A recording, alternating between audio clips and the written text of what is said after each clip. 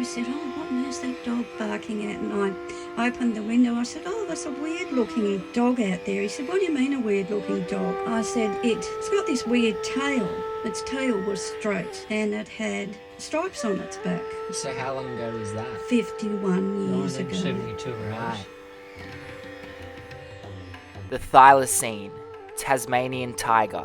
A species that was hunted to extinction in the early 1900s across the wildlands of Tasmania. But are they really gone? Believe it or not, this is an animal that used to live on the mainland of Australia, all the way up the coast into Papua New Guinea. But in this expedition, we're going to be focusing on Tassie, because with credible reports here all the way up until the 80s, and so much new information coming out here about this species' existence, you know, all it would take is something as simple as a positive ID on a footprint or a photo of this animal caught on a trail camera to cause absolute mayhem. So we assembled a crew to give us the best chance to track down one of these thylacines in the short time period that we had. And there's a reason why we chose this section of land to embark on this search. So Corinna, which is where we're leaving from on this boat, is an indigenous word meaning young thylacine. It's a known area that these creatures used to live back in the day. Now, scientists have recently come out and said that these tigers could have survived up until the 90s, and I truly believe that they did. So that means where we're going to be hiking is a place that no one has spent serious time in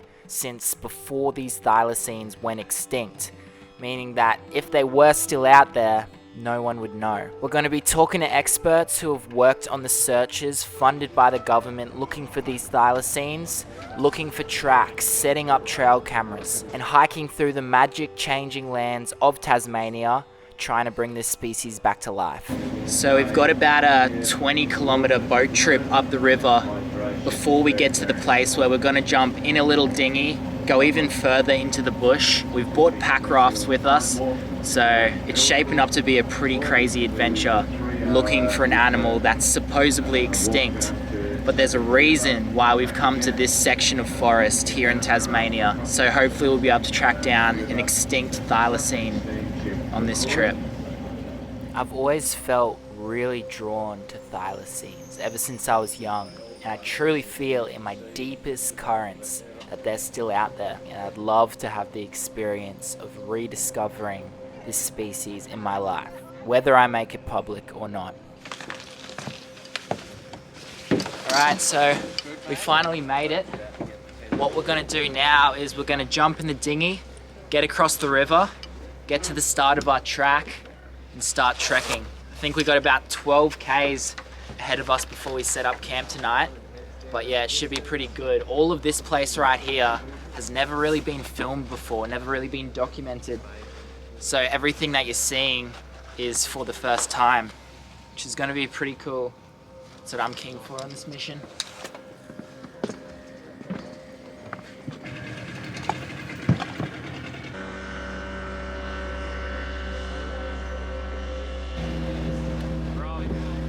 Let me know if you want me to get any footage of you, mate.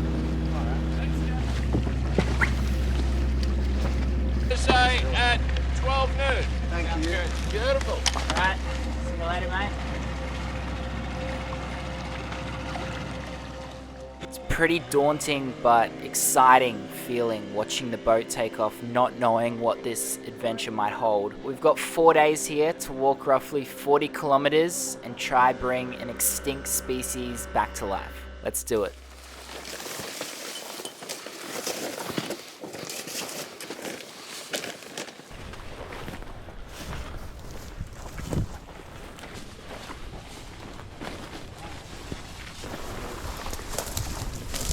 So we're making our way through this thick scrub at the moment. This is only the first part of the trek. But what we're getting out to is the big button grass plain, so that'll be much easier to walk through.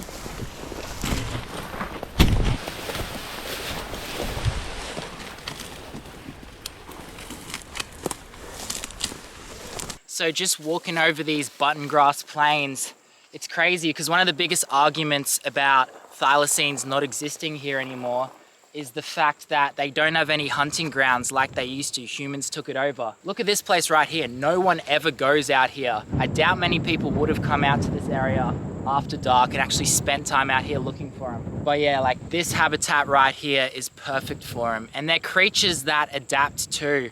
You know, when we're talking about the Siberian tiger overseas, that's a species that got pushed out of its main hunting grounds, and they found a small population of them living up in the mountains away from people. I mean, who's to say thylacines couldn't do that same thing down in the southwest of Tassie where it's real thick forest?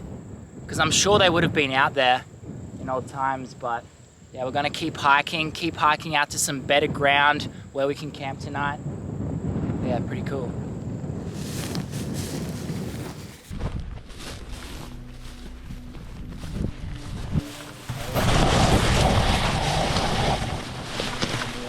Is there water?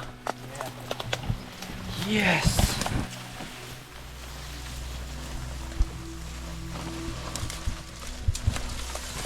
Bringing enough water for 4 days is just not sustainable on a trip like this. So we're relying on water sources that we're crossing along the way. Now, we had high hopes for this creek, but sadly, it's a pretty stagnant pool down there. We bought the life straws, so we're just gonna risk it, but it should be right. Time will tell. We just all drank out of it, so we'll see if we get sick or not.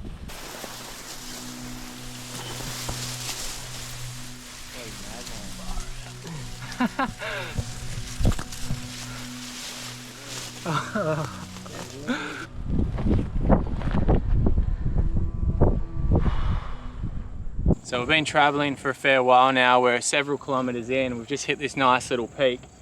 In the background you can see the Norfolk Ranges.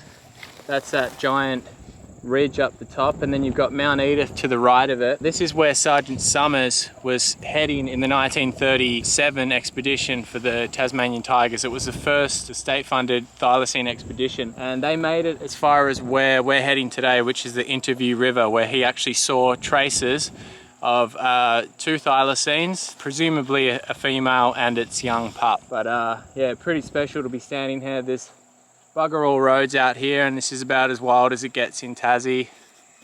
Stunning. Nice. Oh, good going. Good stuff, mate. All right, I know it's been a lot of hiking today, but I want to show you how deep here in Tasmania that we're going. This place hasn't been explored for long periods of time, so to be out here in a place that's pretty well untouched is amazing, and we're finally getting down to the river.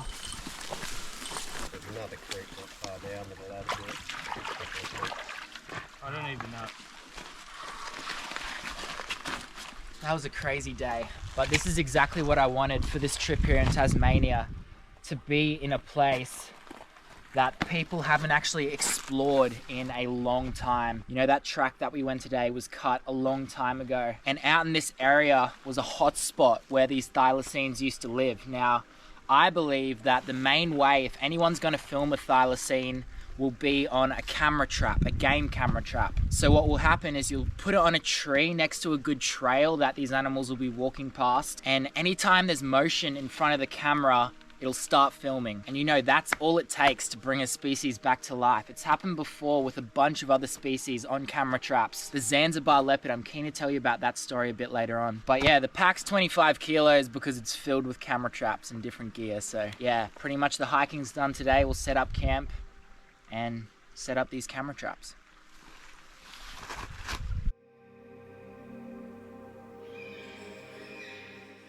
So we hiked about 12 kilometers today. Tomorrow morning we've got about another 15 or so Ks before we make it back out to the coast. Yeah, this is so good.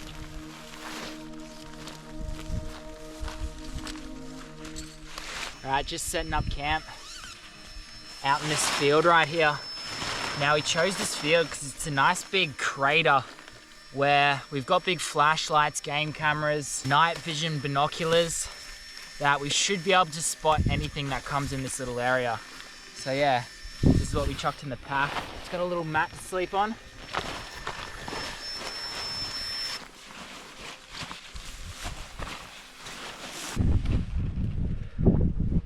Good to go, mate.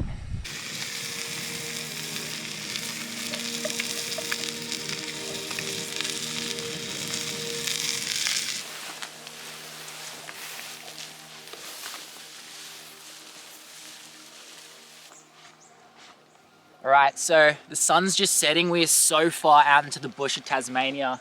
And we found this little clear patch right here that leads down to the creek. So any animals should be using this as a bit of a highway. It's so cool being out here and looking for an animal that's supposedly extinct. I think they could still be out here, definitely small population, could live in an area like this. And so to come out here with the mindset that I'm gonna find one is pretty cool.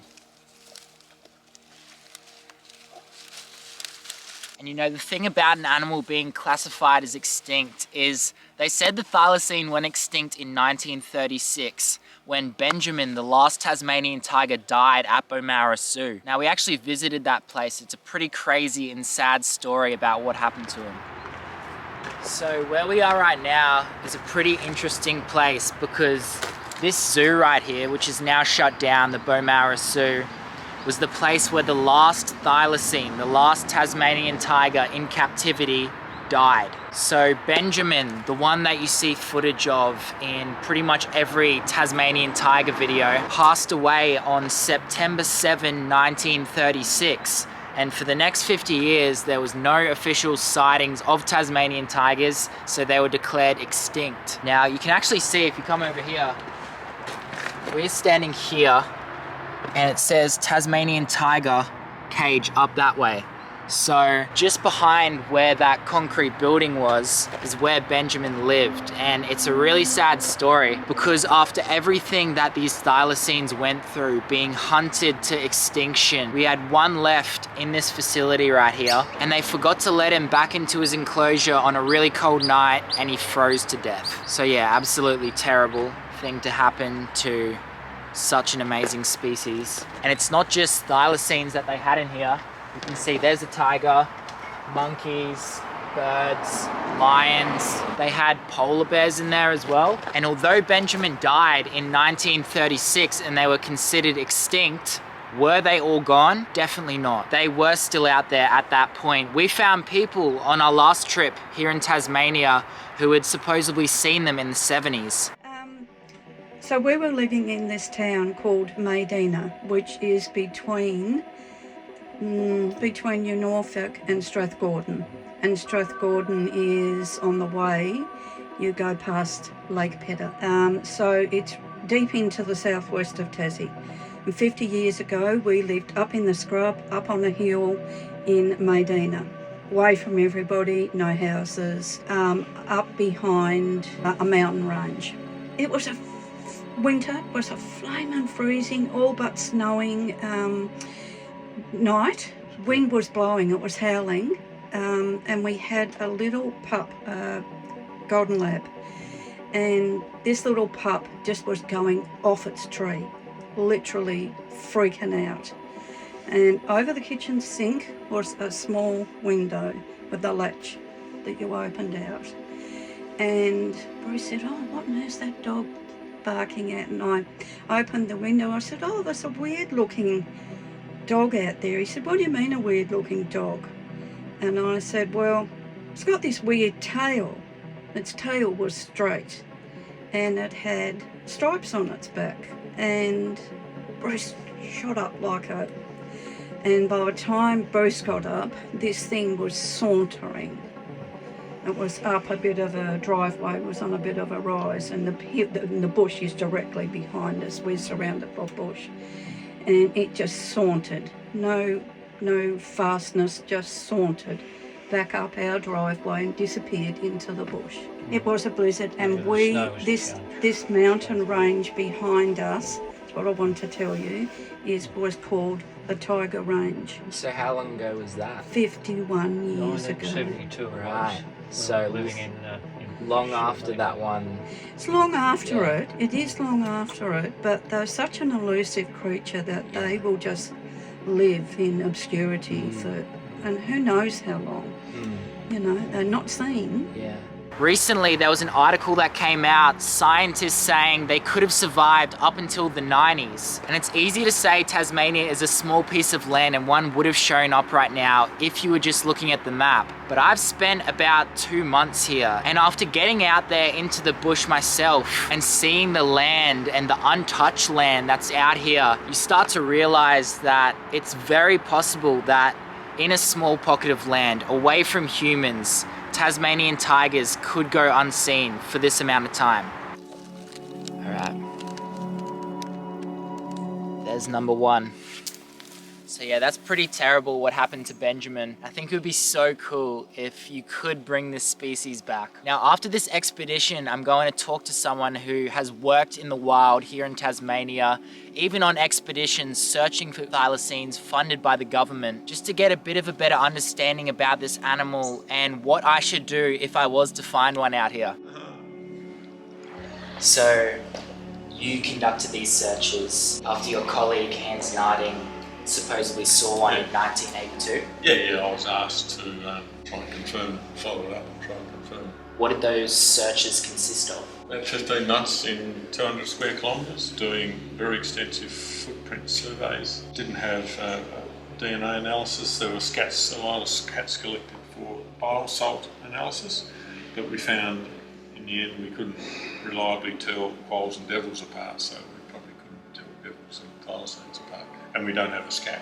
Right. So I spent a lot of time just lurking about. So where Hans Narding supposedly saw that tiger, that was up in that area. We're actually going to visit that place where he saw it and check out the terrain. Is that known habitat for that's thylacines? all right. That's not ideal, but it's north of the poor quartzite soils. It's right on the edge of what's now dairy country. Yeah. So pretty good soils. There's no point arguing about a couple of kilometres because an animal like that can go 20, 30 kilometres in a night if it wants to. A story that really sparked my attention though was, do you know the Zanzibar leopard? I know that there's a leopard that was endemic to Zanzibar. Yeah, so it went extinct in 1990 and was rediscovered 28 years later in 2018. And Zanzibar has a population 1 million more than Tasmania. And Tasmania's 40 times larger. Yep. If someone was to find a thylacine out there in the wild, whether it's Tasmania or even up in Papua New Guinea, what do you think would be the best thing to do for the species? Depends where it was found. Well, if it was in the middle of the wilderness, you mightn't have to do much at all. I think if it survived this long, it's got some tricks up its sleeve, either genetically or behaviourally or something. On Mondays, Wednesdays, Fridays and Sundays, I think the thylacine, if it's there, is better off not being found. Yeah. Because people would find excuses to still cut down the forest and everything else. And you just need so much land for a big animal.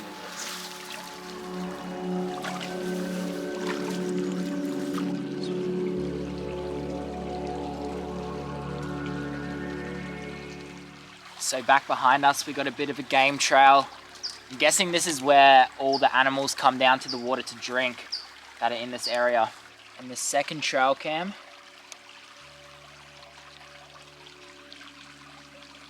just like that.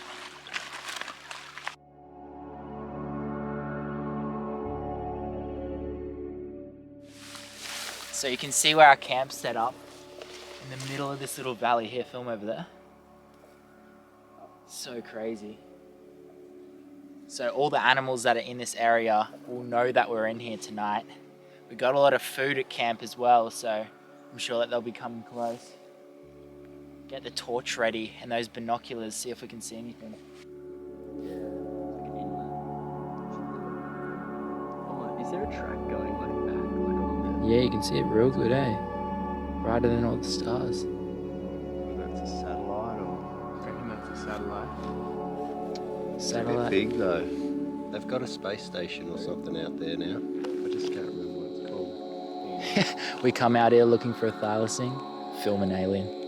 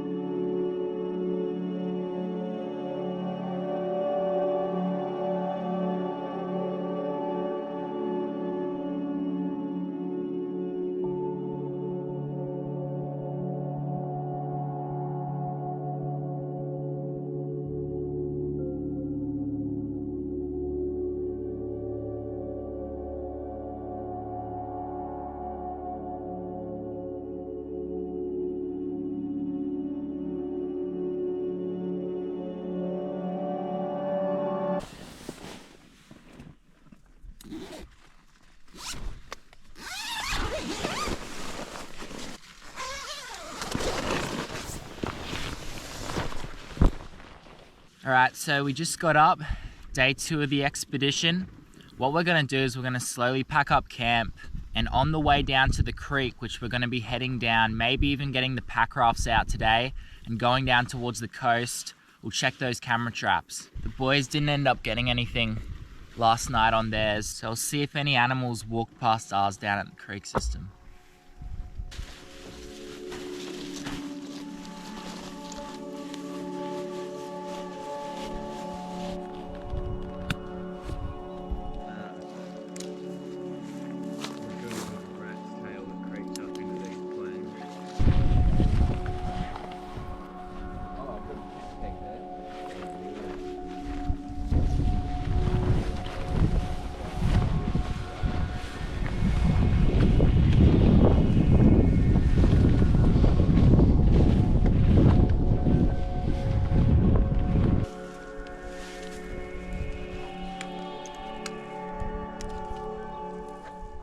Hard because It's going foggy. it went foggy. There's not a lot of game here. Yeah. It's really scarce. I think the further we get down the coast, the better it should be. Number 2.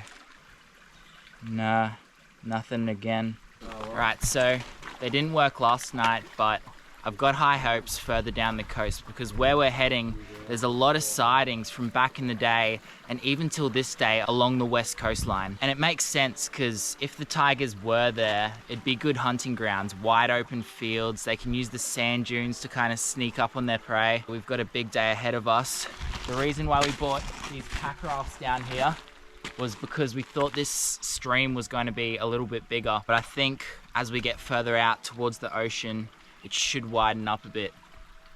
You know, either way, we've got to get down it today, so should be good. So I've been filming videos about wildlife for the past 12 years all across the world, funding all my own adventures. But I would love to take what I'm doing right now to the next level. I'd love to go film anacondas over in South America, gorillas in Africa, polar bears over in Canada. So I'm gonna start up a Patreon account. So if you wanna support me in these adventures, you can go over there. Now I'll be posting heaps of behind the scenes clips over there. And because I'm so grateful of all the support that you've given me over the years, I would love to give back to you guys as well. So if you sign up and become a member to my Patreon, I've got so many giveaways that I'm gonna be doing.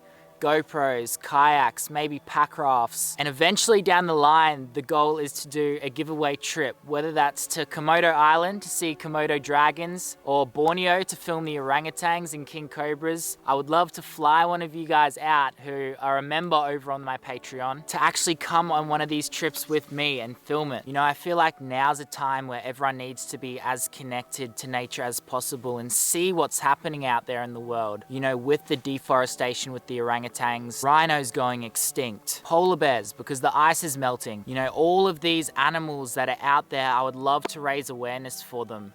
And that's what signing up to this Patreon account would help me do. But yeah, you know that I appreciate your support regardless over the years. I've been posting videos since I was 12, and to all of you legends who have been along there with me throughout this whole adventure, I appreciate you all so much. But yeah, it's pretty much like getting an entry to a giveaway at the end of every month, because we got a lot of cool stuff that we're gonna be giving away. But yeah, I'll link the Patreon in the description if you wanna go check it out. Let's get back to this adventure.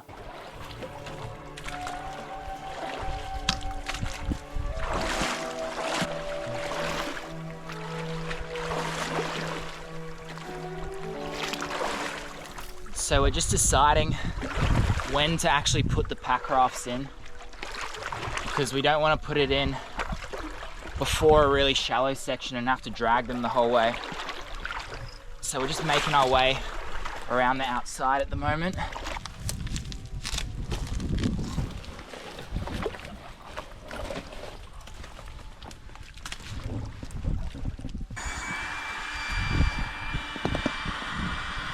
Right. Time to get the pack rafts out.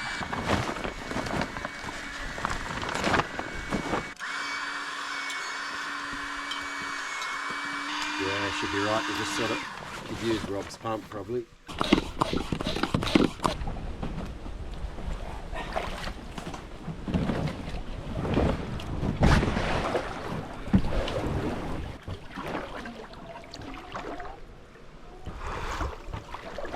How cool is this, hey? We are so far out in the forest of Tasmania, pack rafting through this little river, looking for thylacines. Pretty epic, eh?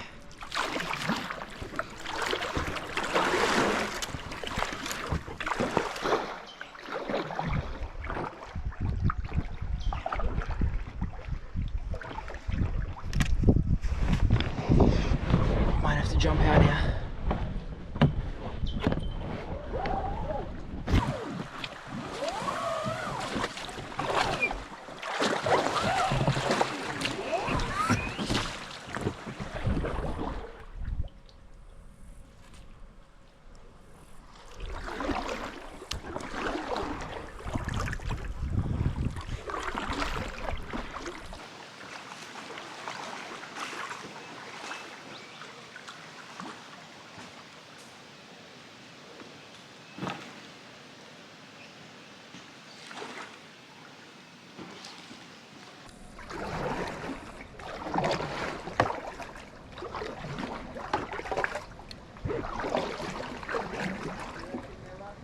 This is probably one of the coolest things I've ever done, hey?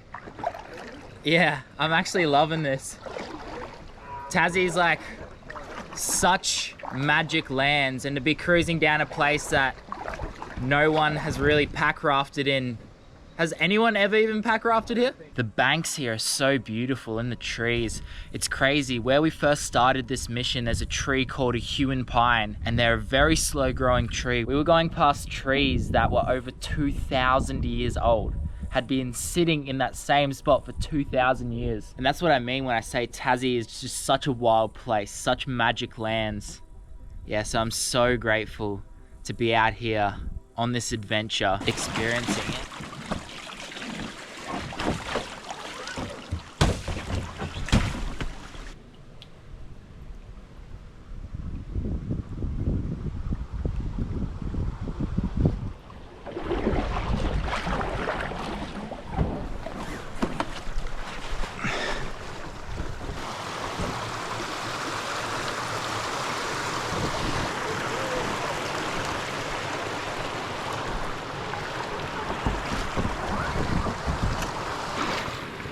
Pretty cool, eh? Team meeting. Yeah. Enjoying this more than the hiking.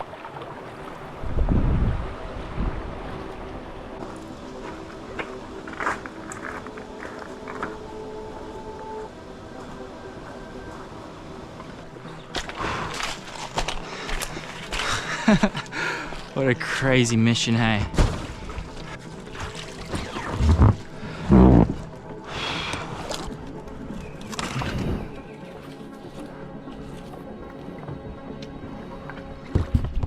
Recent studies have shown that scientists believe thylacines survived up until the 90s or even into the 2000s. But believe it or not, they actually lived over on the mainland years and years ago. There's indigenous rock art paintings, I think dating back well over 30,000 years, which is crazy. But sadly, when dingoes were introduced, they just couldn't compete. Because thylacines are mainly solitary animals and dingoes hunt in packs, they wiped them out around 3,000 years ago on the mainland, leaving the population here in Tasmania and supposedly Papua New Guinea, where these thylacines might be living. They were the only two places where the thylacines may be left.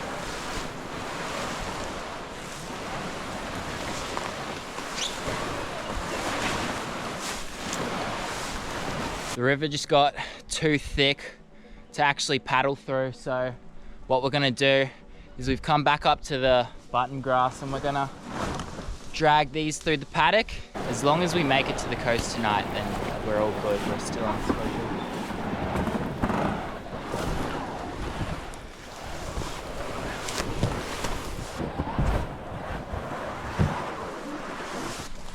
Is that right, is it?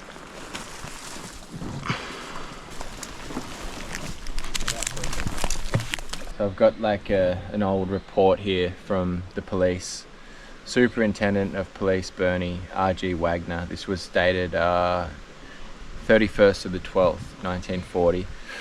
About halfway down he says, I consider that traces of the Tasmanian tiger would be found in the Norfolk Range. During the past hunting season, I found the tracks of a Tasmanian tiger within a mile of the coast in the vicinity of Greens Creek, which is just north from here. I've also heard of tracks being seen in the vicinity of Sandy Cape. But yeah, the police were looking into this area pretty hard at the time. This was after the expeditions in 37 and 38.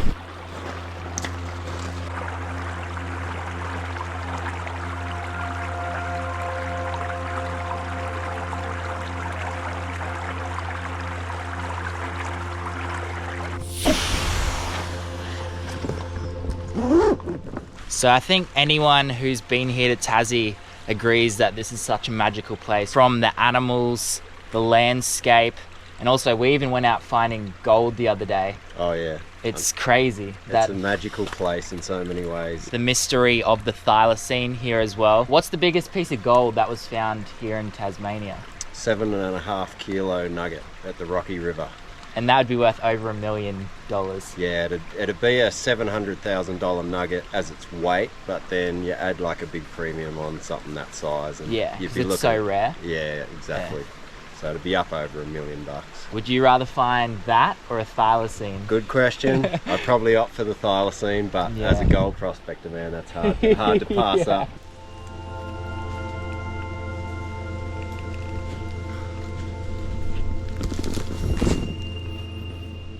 We've just packed up the pack rafts and we're hiking the rest on foot. We've got this right here. Walking through the middle of this massive forest. It was just getting a bit too hard to take the pack rafts over so many logs. But it's alright, this is what we signed up for. Crazy adventure. It's going to be so good getting to the beach tonight.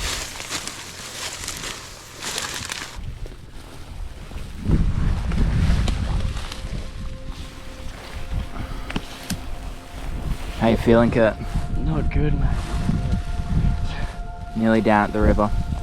Kurt's hurting pretty bad, but we're about 1k off the coast where we're going to be camping tonight, and where thylacines was spotted back in the day. It's going to be the best feeling getting to camp, hey, setting up for the night in such a magical part of Tassie. I don't know how I'm feeling. We started walking yesterday and it was a lot. Pack rafting and then climbing over boulders, and then we came through back onto the button grass and hiking for probably a K, and then all of a sudden I just collapsed. Like, I couldn't move my legs. I'll stop the cramp. You'll be right, dude. We're not gonna leave you out here to die. We're only 1.5k's from the beach as well. Stand and let's hold that for a second. I'm just dizzy, eh? Yeah. No energy. Yeah, you're weak. Oh, I mean that in a nice way. yeah, I'm weak. Your body's weak. You're weak. And when your body's weak, like everything just, it struggles. Yeah, it's really bad. I'm like walking like a meter every 2 minutes. But you just got to make it to the river. We're not far off now, so it should be good, but yeah. I've never felt pain as bad as this before. Like, it's so bad.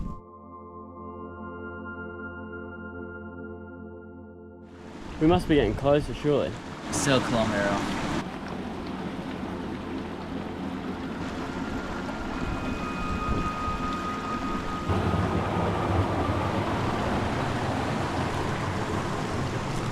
Big white-bellied seagull cruising across up there.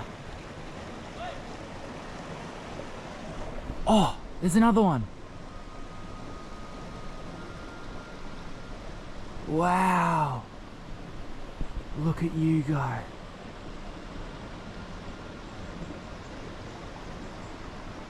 How amazing is that, man?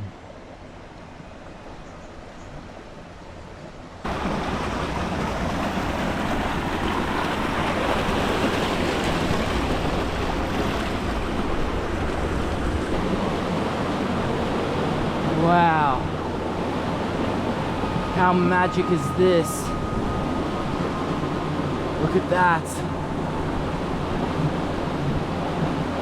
Pretty awesome way to end this hike. Are you kidding me? We've done it. We made it to the ocean. This is the last fresh water before we go set up camp.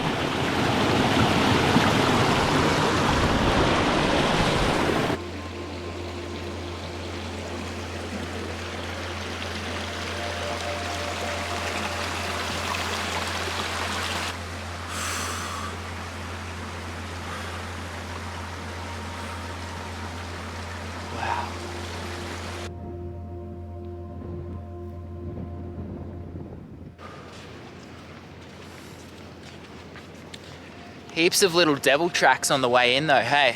Yeah, little devil tracks. I reckon we'll find plenty more wildlife tracks around. Yeah. What a change of scenery, hey? Mind blowing. Good job, Levi. It was a massive, massive day. Yeah. Was that a pretty big day? That was a huge big day. day. Yeah. We've done big days, but today was a big, big day. That was one of those.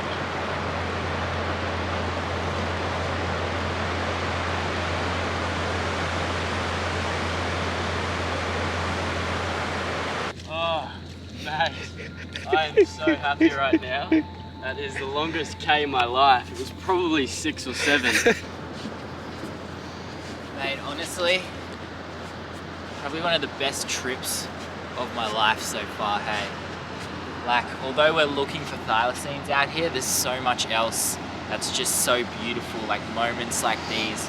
And although we've had to work for them, look at where we've made it. The terrain has changed so much from going to those button grass plains, down to the creek, and then out here to the ocean. Now, we saw a heap of Tasmanian devil prints while walking in on this sand track right here. So it should be a good place to set the camera traps up because devils are known to actually live over here on the beaches. Look at that. All right, let's hike up and find a camp.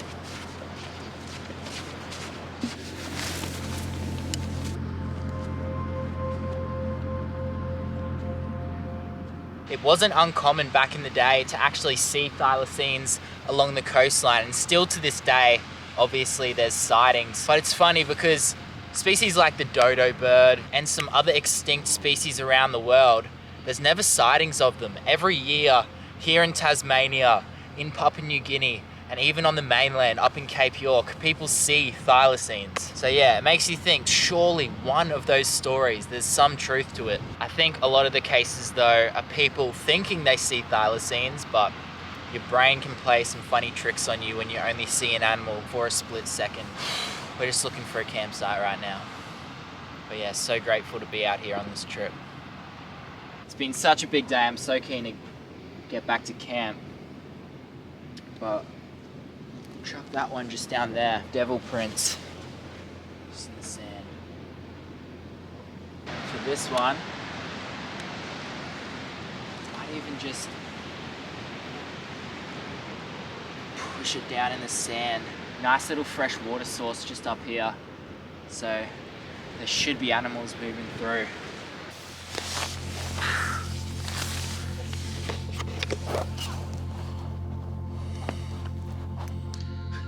Lazy to get the headlamp out of my bag.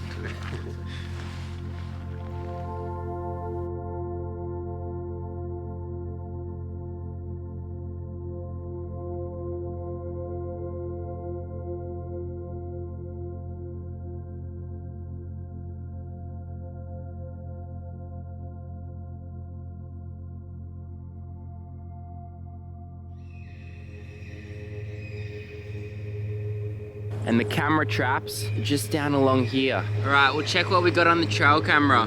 Hopefully a thylacine. You can see something take off in the distance behind the bush over there. I woke up and grabbed my spotlight, opened the window, put my arm and shone the torch around, and the light came to rest on what was a thylacine. I'm gonna get the mask and snorkel on, go out and try catch some crayfish for dinner. Levi's just caught us a huge crayfish for dinner. Take a look at this thing. Yeah!